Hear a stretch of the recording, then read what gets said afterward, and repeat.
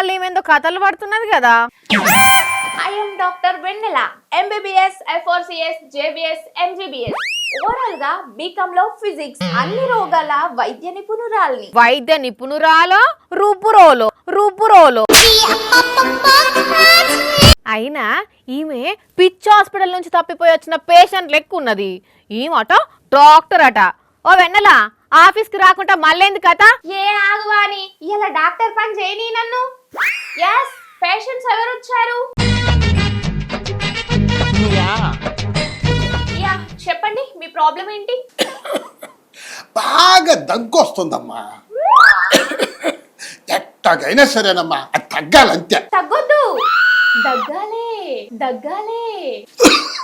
Yes, simple. దగ్గొచ్చినప్పుడు గిట్లనే దగ్గినాం అనుకో, ఆ దగ్గుకే బోరు కొట్టి అదే వెళ్ళిపోతుంది. రావడానికి పోవడానికి ఇదేమన్నా ఇంటికి వచ్చిన చుట్టమా అమ్మా? బాగా దగ్గు వస్తుందమ్మా, కొంచెం బాగా చేయమ్మా ట్రీట్మెంట్. సరే ఓకే. ఆయా షేర్. అదేంటండి అందరు గుండె లబ్డాబ్ అని కొట్టుకుంటుంటే మీ గుండె ఏంటండి ఆయా షేర్ అని కొట్టుకుంటుంది? అవునా, ఒకసారి అదే స్టెథోస్కోప్ నీ గుండె మీద పెట్టుకోమ్మా. ఓకే.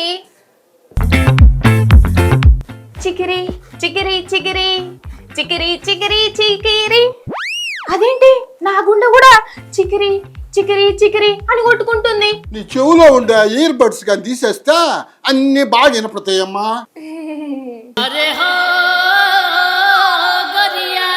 సరే ఇప్పుడు మంచిగా చూస్తా.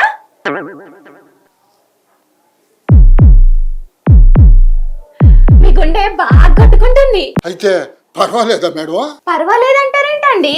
గుండె కొట్టుకోవద్దు, ఆగిపోవాలి. ఏంటా గుండె ఆగిపోవాలనా? అవును మరి. ఇప్పుడు మీ గుండె కొట్టుకుంటా లివర్ తో పోయి గొడవ పెట్టుకునేదే అనుకోండి. అప్పుడు లివర్ పోయి ఏం చేస్తుంది? పోలీస్ స్టేషన్ లో కేసు పెడుతుందా?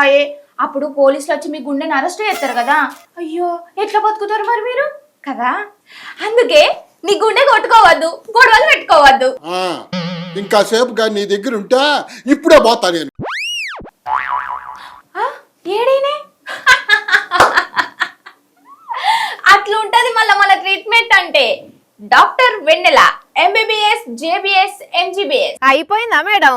ఇంకా ఎవరికైనా ట్రీట్మెంట్ చేసేది ఉన్నదా? ఇగో నీకేమైనా ప్రాబ్లం ఉంటే వచ్చేసేయ్, టెస్ట్ చేయకుండానే రోగం ఏందో చెప్తా. ముందు నీకున్న రోగం తగ్గించుకో, సరిపోతుంది. సర్లే. Next patient. చెప్పండి మీ ప్రాబ్లం ఏంటి? ఎందుకో ఈ మధ్యలో ఆకలి సరిగ్గా కావట్లేదు మేడం. ఓ సంతేనా? ఒకసారి ఇక్కడికి దగ్గరికి రండి. ఓ డాక్టర్ పిల్ల, స్టెథోస్కోప్ గుండెల మీద పెడతారు, కండ్ల మీద కాదు. గుండెల్లో ఏముందో కళ్ళల్లో తెలుస్తుంది అన్న పాట ఇల్లేదా నువ్వు? అందుకే గుండెల్లో ఏమున్నదో కళ్ళ మీద పెట్టి తెలుసుకుంటున్నా. ఏంది పిల్ల, అసలు నీ బాధ ఏంది? ఏం చేద్దాం అనుకుంటున్నావు? అయ్యో, నీకు తెలియదా?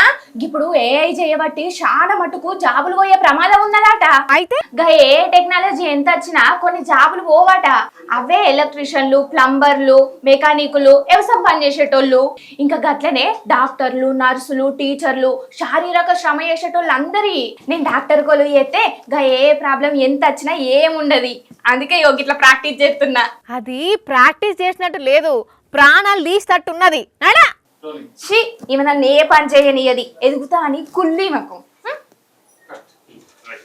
పబ్లిక్ చూసిండ్రా మా వెన్నెల కథలు? ఇట్లా ఏదన్నా ఇన్న పడితే చాలు దాన్నే పట్టుకొని ఏదేదో చేస్తుంది.